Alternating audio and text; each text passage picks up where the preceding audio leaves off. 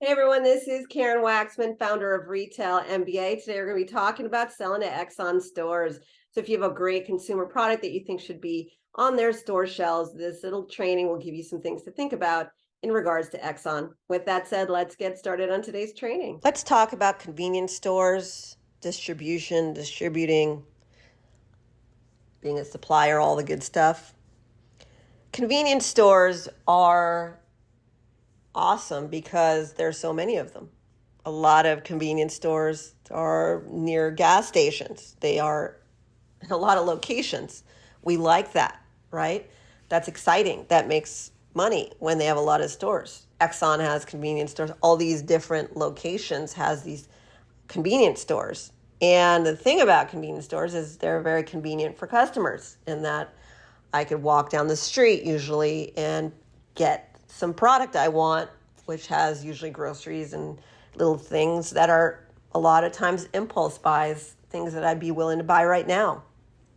Impulse buy is usually something that's impulsive, something that maybe I'll buy what I came there for, but then I'll buy something else because it was an impulse. It seemed cool. It was interesting.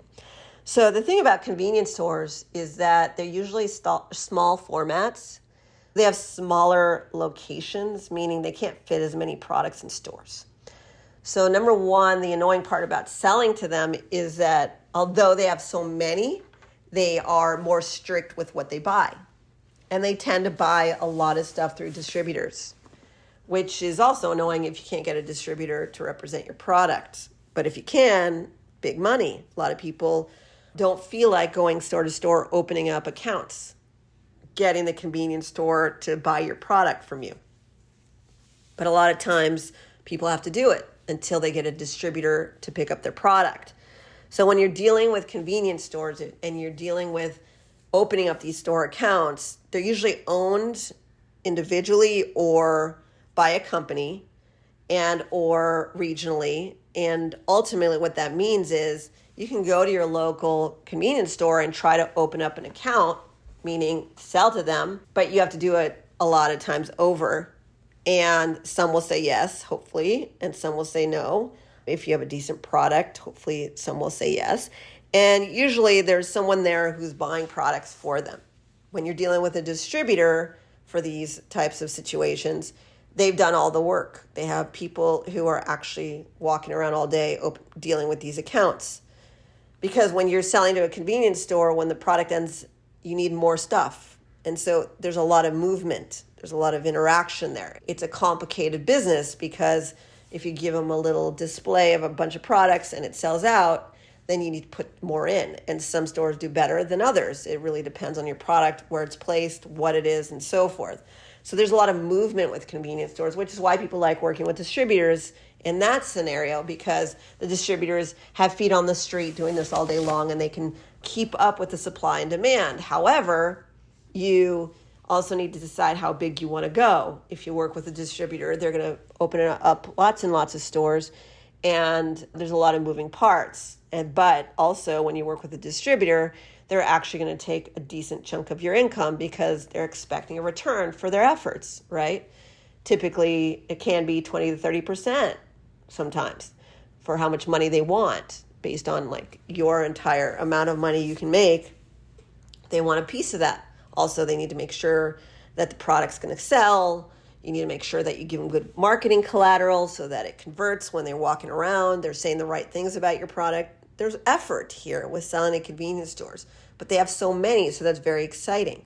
So you technically can go after convenience stores yourself without distributors, and people do it all day long. I have customers who do that. Then there are others who actually have to drive farther and go bigger and open and continue to do that until they get the distributor to pay attention to them. A lot of you are trying to get the distributors to talk to you, but they're not picking up the phone. I'll tell you the number one way to get a distributor for convenience stores to listen to you. It's you sell first and do all the work, and then they'll pick you up and then they'll expand it. That's usually how these people work at these companies. They like low-hanging fruit, easy money. That doesn't mean you shouldn't try to go after a distributor and get them to work with you. Sometimes you just have a really interesting thing and they know they can sell it really easily Unfortunately, the world doesn't work that way. That's why we have a system called Retail MBA, where we walk you through how to approach, pitch, and sell to them, how to get them to buy, all the things, how to work with distributors, in case you can't really scale up. People aren't paying attention to you, and you have to do the work yourself because you're an entrepreneur, you're a business person, and you just have to do the work, which is super annoying because you'd rather have someone else sell your product for you, but it doesn't always work that way. Also, you have to make sure that your packaging is appropriate for these stores and so forth. That's the other thing in regards to working with convenience stores. If you have small items, they might make you have a counter display. You're liable for that because it's your name and your packaging, your branding all over it. But the good news about a counter display for these types of stores is it contains your product. You can say nice things about your product, and also they buy more quantity in those little counter displays. So you have to do your market research to find out if your product needs a display or doesn't. Also, whether or not it makes sense for that store, whether or not your pricing aligns. There's some things you got to figure out in regards to working with convenience stores. The really big thing for me is that whether or not you work to build out your distribution strategy with convenience stores requires time and effort, which when I'm selling to, say, a Walmart, I have one buyer to talk to, or maybe 5 different ones based on how I'm selling to them. With convenience stores, you're dealing with a lot of people and a lot of moving parts. Now, there are ones like 7-Eleven who own a bunch of them, and they do have corporate buyers and so forth. And maybe they want you to sell to individual ones before they pick up your product as well. So again, there's a dance, there's an experience here happening.